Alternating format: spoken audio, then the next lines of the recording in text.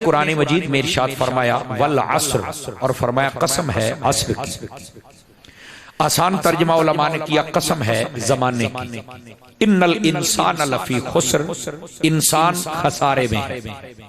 इल्लल्लज़ीना आमनू, फरमाया बहरहाल जो ईमान ले आए वो खसारे में नहीं है। व अमिलुस्सालिहात, और फिर ईमान लाने के बाद नेक आमाल भी करते रहें तो वो भी खसारे में नहीं। वतवासौ बिस्सब्र वतवासौ बिल हक, और फरमाया हक बात करते रहें। वतवासौ बिस्सब्र, और सब्र की तलकीन करते रहें। फरमाया वो लोग भी खसारे में नहीं है। ये सादा सा मफहूम है इन आयाते तो ये बात का, लेकिन अल्लाह ने इस कलाम की जो इब्तिदा फरमाई ना वो लफ्ज़ वल अस्र से फरमाई। ये सूरतुल अस्र दरअसल इंसान की जिंदगी का ज़ाब्ता है। हम अगर कामयाब जिंदगी बसर करना चाहते हैं तो इस सूरत को अगर समझ लें तो हम हर एतबार से कामयाब हो सकते हैं। अल्लाह रब्बुल इज्जत ने इब्तिदा फरमाई वल अस्र से, कसम है असर की, कसम है जमाने की। तो इसका मतलब क्या है? उलमा फरमाते हैं कि ये जो लफ्ज़ असर है ना, इससे कुछ मानी और मतालिब मुराद है। सबसे पहली बात जो इससे मुराद है वल असर से, फरमाया वो है नमाज असर। अल्लाह ने नमाज असर की कसम को जिक्र फरमाया।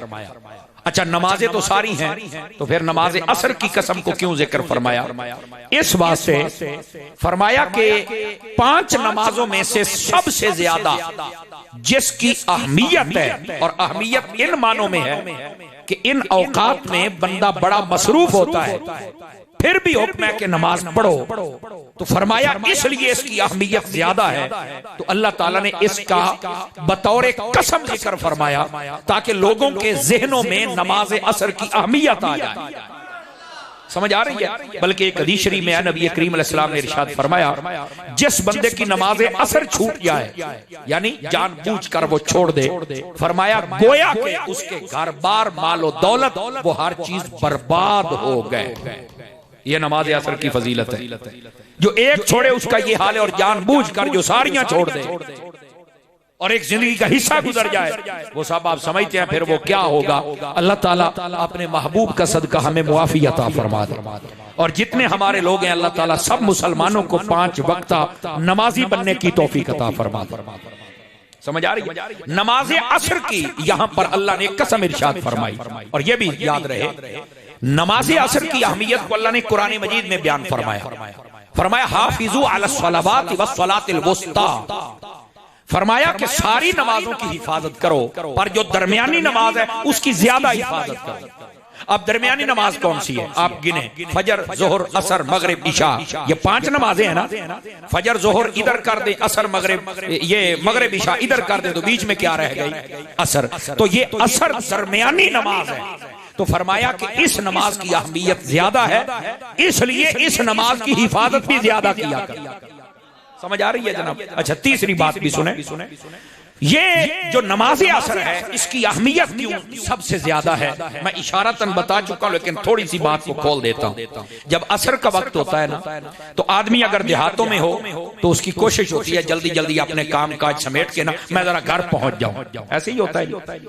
अच्छा, बंदा दुकान पे हो, यहां से मिसाल के तौर पर फैसलाबाद काम करने जाता है, तो वो भी जब असर का वक्त शुरू होता है ना, तो बस उसी वक्त उसको जल्दी लग, उसके दिल के अंदर ख्याल होता है जल्दी जल्दी दुकान बंद करा, छुट्टी करा, या फैक्ट्री जो छुट्टी हो गई, बस लब जाए, रक्षा लब जाए, मैं घर टोर जाए। एंजी होता है जब असर का वक्त आ जाए ना, बंदा अमूमी तौर पर अपने घर की तरफ, अपने बच्चों की तरफ, और अगर दुकानदार हो तो जल्दी जल्दी अपना माल समेटने की तरफ, और गले च पैसे होंगे ने छेती छेती काट के गिनन लग पैंदा है, जल्दी जल्दी मैं सीधा पदरा करा भी घर भी जाना है।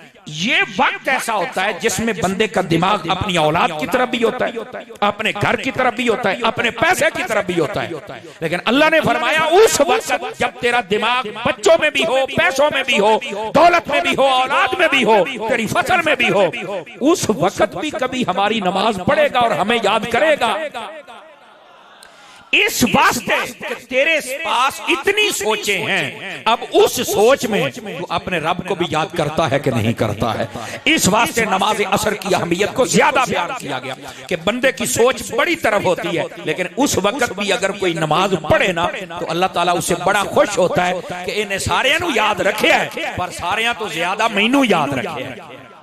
आवाज कमजोरों वाली है आप हजरात की। मुझे पता है हो सकता है ये तकरीर आपके मिजाज के मुताबिक ना हो, लेकिन तुसी इंतजार को नहीं करना भी मौलवी होना सोर लाउनी, मैं सोर कोई नहीं जलाऊंगा। समझ आ रही ना? मैं ऐसे ही तकरीर करूंगा, लेकिन एक सबक होगा, आप सुने इंशाल्लाह, आपको फायदा भी होगा और लुत्फ भी आएगा इंशाल्लाह। आपके इल्म में भी इजाफा होगा। अगर हो सके तो आप सारे सुभान अल्लाह बोलते रहेंगे तो लुत्फ आता रहेगा जनाब। समझ आ रही है? ये लफ्ज़े वल असर से नमाज असर मुराद है। तो क्या मैं उम्मीद करूं कि हम सब नमाज असर की पाबंदी करेंगे? तो जब आजान हो ना तो कोशिश करें मस्जिद का रुख किया करें। इतना बड़ा गांव हो और उसके अंदर एक सफ या 1.5 सफ नमाजियों की हो तो ये काबिल अफसोस बात है। और उसी गांव में अगर कोई मैच हो जाए तो सारा गांव उमड़ आए तो ये काबिल अफसोस बात है। आप मेहरबानी फरमाएं, जरा मस्जिद के साथ अपनी दोस्ती लगाएं। हदीस शरीफ में है, क़यामत वाले दिन 7 बंदे होंगे जिनको अल्लाह के अर्श का साया नसीब होगा, जबकि उस दिन कोई साया नहीं होगा सिवाय अल्लाह के अर्श के। कोई साया नहीं होगा। फरमा 7 बंदों को साया मिलेगा। उनमें से एक बंदा वो है जिसका दिल मस्जिद में लटका रहता है। पूछा इसका क्या मतलब है? फरमाया वो नमाज पढ़ के मस्जिद से जाए ना तो उसको अगली नमाज का इंतजार रहे, फिर नमाज पढ़ने आए और फिर जब जाए तो अगली नमाज का इंतजार करे। फरमाया जिसकी तवज्जो मस्जिद की तरफ रहे, क़यामत वाले दिन अल्लाह अपने अर्श का साया अता फरमा देगा। समझ आ रही है जनाब? तो क्या मैं उम्मीद करूं कि हम मस्जिद के साथ भी यारी लगाएंगे? तो जरूर आपने मेहरबानी करनी है। अब ये थी पहली तफसीर वल असर, इससे मुराद थी नमाज असर। अब दूसरी तफसीर सुनिए। उलमा फरमाते हैं वल असर से मुराद है वक्ते असर। नमाज असर खास नमाज पढ़ी और फारिग हो गए। वक्ते असर ये तकरीबन आजकल 4 बजे असर हो रही है, या मेरा ख्याल 10-15 मिनट पहले हो रही है। ठीक है, यहां से लेकर मगरिब तक ये सारा वक्ते असर है। इस सारे टाइम की कसम जिक्र फरमाई। क्यों?